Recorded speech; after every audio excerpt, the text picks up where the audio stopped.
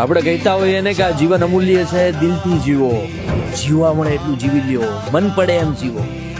પણ એ બિચારો વ્યક્તિ શું કરે કે જેને પોતાનું દિલ અને મન બંનેને બીજા માટે જીવતા શીખવાડી દીધું છે. એ વ્યક્તિ શું કરે કે જે પોતાના માટે નહીં પણ એ વ્યક્તિ માટે જીવે છે. એ વ્યક્તિ માટે પોતાની તમામ જવાબદારીઓને માથે ચડાવી હસી ખુશીથી એ સપનાઓને પૂરા કરવા માટે નીકળે છે. કદર કરજો એ વ્યક્તિની કે જે તમારા માટે જીવે છે.